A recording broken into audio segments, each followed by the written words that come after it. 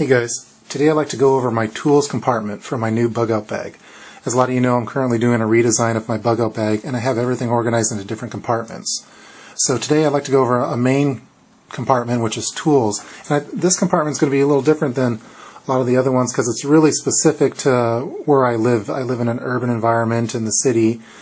So a lot of the things I'm going to be talking about is not going to be suited for anyone planning to go out into the woods. So if you're planning on going into the sticks and living off the land, you could probably just have these tools that are on the table here and you'll be fine. But if you're living in the city and if there's an earthquake, you're trapped under some kind of rubble, if you're in a building that's on fire, need to escape through some tempered glass, or you need to get a car started, some car that's not yours started, you're going to want to have some certain tools that lend itself for an urban environment. So that's kind of the route I'm going to be going on. If you're going to be planning on going into the woods, you could skip this video. It's probably not going to be worthwhile to you. But if you live in the city and if you're interested in this topic, I'd be very appreciative of any kind of input and comments on ways to improve this idea. So what I have here on the table is I have a list of, I wrote normal B.O.B tools. I'm going to call these just core tools.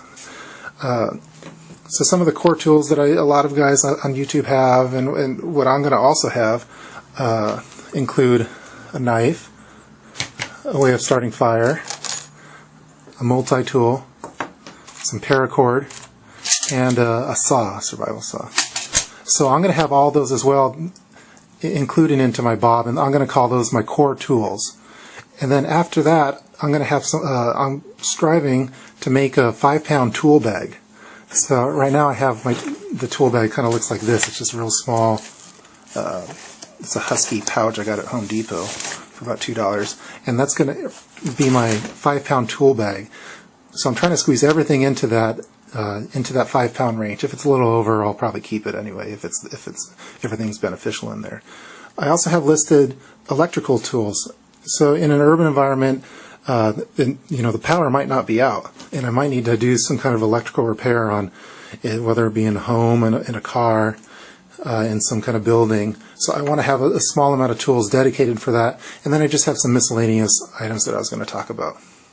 So let's get started. This is probably going to be multiple parts because there's so many things to talk about, but I'll try to make it brief so it's not a extremely long video for you to watch. So let's get started just on the core tools. So these are the core tools that I'm going to be having in my bug out bag, and I'm not going to count this against my 5-pound tool bag weight. So everyone has these tools, and so I'm going to have them as well. The first one I'd like to go over, I'll go over the knife. Right now I have selected, it's a Becker BK2 knife. It's the newer model. I was really sold on getting this one after watching Adam's Equipped to Endure video. And it's just a really awesome knife. I wanted something. I'm counting this on tools instead of the weapons compartment because I'm going to use this as a tool. I'm not planning on getting into any knife fights when I go out. But this is for chopping things. It has a thick blade to it, and I might do it. I'll talk about it more later maybe. But that's currently what I have. I have 50 feet of paracord. This Leatherman Charge is the multi-tool I currently have in a different compartment. In my SAS survival pouch, this Leatherman is going to be incorporated in there. Also, I have ways of starting fire. I'm also going to have a big lighter and matches and the normal things. I'm probably not even going to talk about fire. Everyone knows what to do for fire on that. And then also in the core tools, I have this collapsible saw. This is a Sven saw. I was kind of leaning towards the Sawviver, but I was talking with Beast 12101, and he really kind of sold me on this one. The weight's extremely light. Let me put it on the scale. Let's see, get to 0. So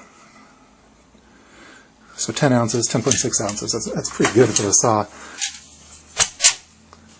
So these are all going to be in my core tools. This the backpack that I have picked out right now, I have a compartment special for this, as well as the other items. So right now I'd like to move on to the 5-pound tool bag. So I'm going to stop this video and get everything off and get things set up for it.